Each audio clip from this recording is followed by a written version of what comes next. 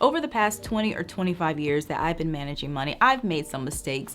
I got into credit card debt pretty early, I've been scammed, and the first property that we purchased pretty much bled us dry. So yeah, clearly I have some regrets, but I'm fortunate to say that throughout all of that, I was able to bounce back. Most people, I think, can totally relate to that. A lot of us have been in those situations. We make money mistakes, some big, some small, but regardless of the size, when you're in it, when you're in the moment, it can seem like the worst or that you will never recover. But one thing I really like about personal finance is that unlike other areas of your life where if you make a mistake, the effects or the consequences can have lasting or permanent results, when you make a money mistake, almost always it is possible to make a financial comeback. So in today's video, we are going to look at 5 steps to help you bounce back from a financial mistake. But before we get into my list, if you are new here, welcome. On this channel, I create videos on personal finance and different money topics. So if you like videos like this and you want to be a part of the conversation, hit the subscribe button below.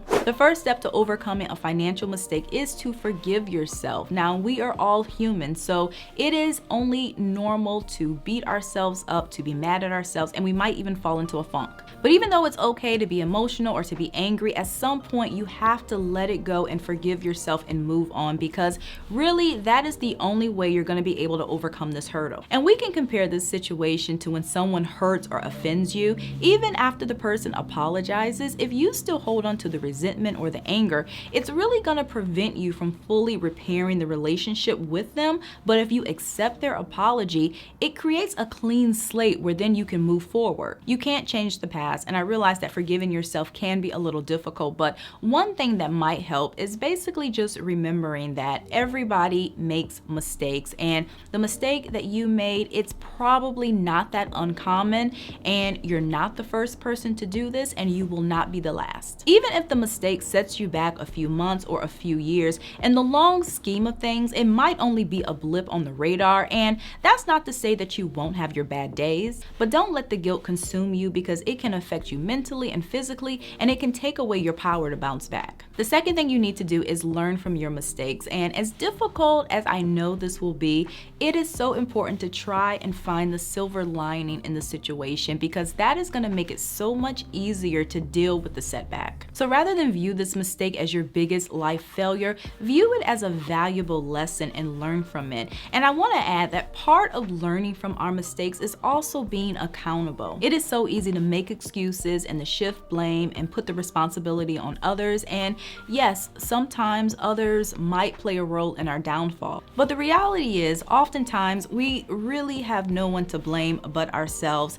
Even when someone convinces us to do something that we weren't totally comfortable with, ultimately we're the ones who made the decision. So be accountable, own up to your mistakes, and remember that even though a setback can hit your pocket pretty hard, they also make you wiser, because the next time you're in this situation, you now have the knowledge and the experience to make better decisions. It's also important that you come up with a game plan. Digging yourself out of a financial hole often takes action, and these situations, they rarely resolve on their own. And when it comes to many problems in life, personally, I find that when I have a mental solution, it becomes so much easier to deal with the issue. And it also helps to calm some of that anxiety and worry, because once there's a way out, it's as if the future now starts to look a little brighter. So regardless of what you're going through, sit down and brainstorm different possible solutions that can help you get back to where you want to be. And just to give you an example, if you max out your credit cards and you're dealing with this massive balance, it can stress you out, it can keep you up at night, and if you don't confront this issue head on, those feelings will continue. But on the other hand, if you sit down and you come up with a really thorough debt elimination plan, something that's realistic and something that you can actually do, it's as if the weight will lift off your shoulder, because for the first time you can now see the light at the end of the tunnel. So the point is, always have a plan in place, because a solution, it can take you from paralyzing fear to being more proactive. It's also crucial to focus on what you've done right. Now, when we make money mistakes, it is so easy to focus and zone in on that mistake. That's just how our brains work.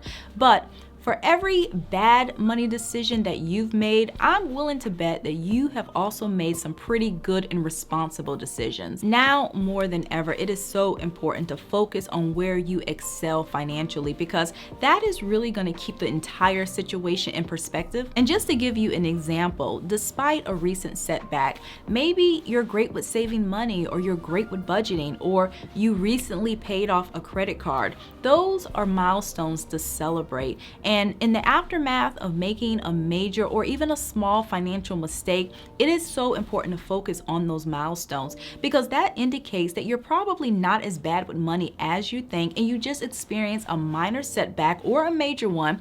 But the point is, everyone makes mistakes. Everyone has been in this situation. Even people who you might look up to financially, they could probably tell you a few horror stories about their finances back in the day. So give yourself a little credit. And if you're having trouble focusing on the positives, there's a little exercise you can do to help, where basically you just create a list. On one side of the sheet of paper, you have a list of everything that you've done right financially, and on the other side, you have a list of everything you've done wrong financially. And if you get to the end of the list and you find out that you've done more good and responsible things with your money than bad, then accept that you are human and try and move on. And if you get to the end of the list and you find that you've done more bad things with your money, don't beat yourself up. When it comes to finances, there's always room for improvement. You also have to be patient. It is vital to remember that depending on the nature of a setback, it can take time to really fix a mistake, and you might get a little impatient throughout this period, but it is so important that you do not give up. If you forgive yourself, you learn from your mistakes, and you come up with a solid plan, you can eventually get to where you want to be. Also, remember that improvements rarely happen overnight. Oftentimes, this is a gradual process, and